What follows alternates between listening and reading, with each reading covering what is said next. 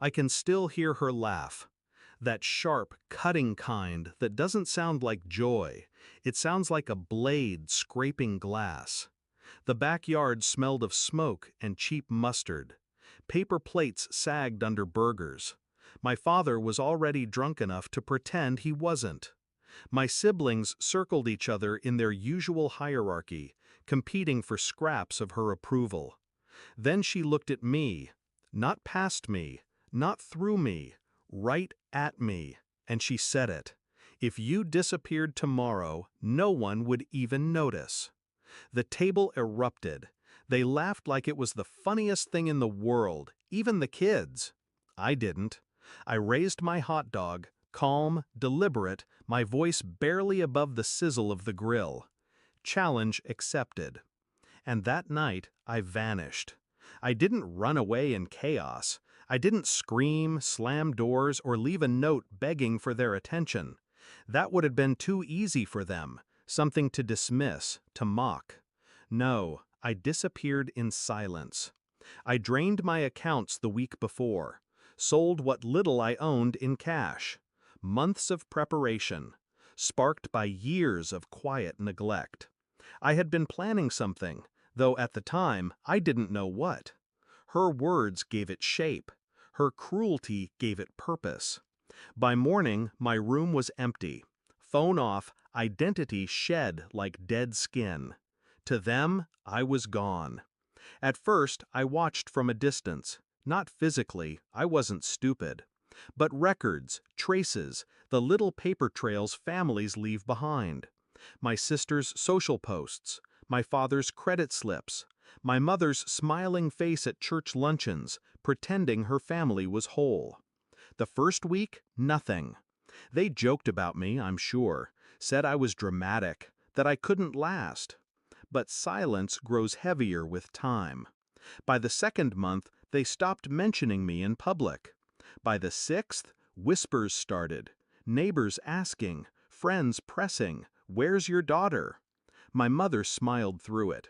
She's fine, off doing her own thing. But I knew the cracks were forming. Disappearance is an art.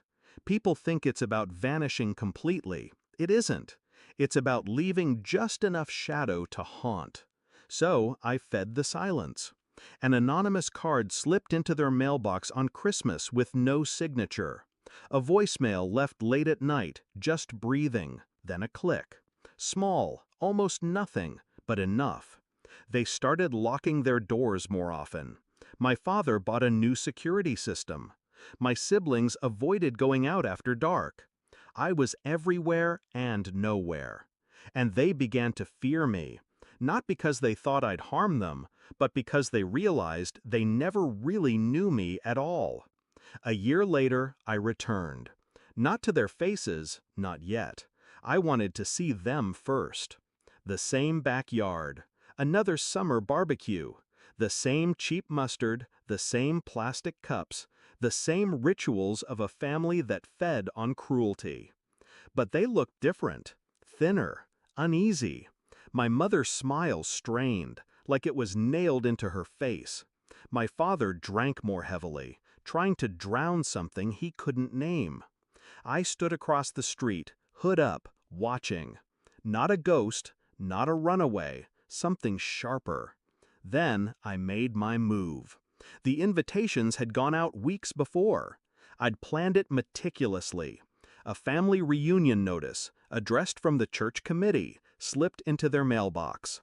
A rented hall, decorated, catered, every detail paid for in cash. They arrived dressed for photographs, ready to show the world their happy lie. The doors locked behind them. No one else came. At first they thought it was a mistake, then confusion, then fear as the lights dimmed and the projector lit up. Photos, videos, every word they'd said about me when they thought I was gone. Every cruel joke, every dismissal, every whisper caught on tape because I'd been recording for years. I had hidden cameras at holidays, mics in gifts I'd forgotten to take home.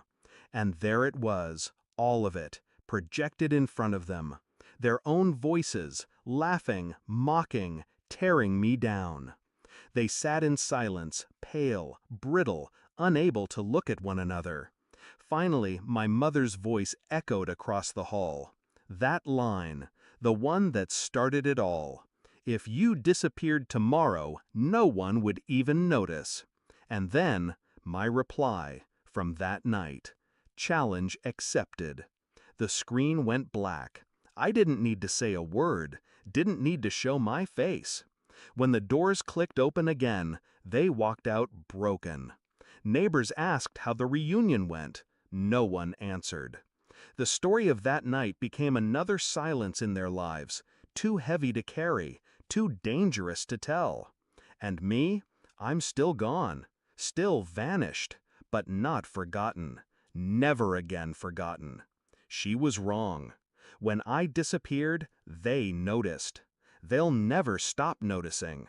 That's the beauty of revenge. It isn't fire, it isn't blood, it's silence. A silence so loud it drowns them.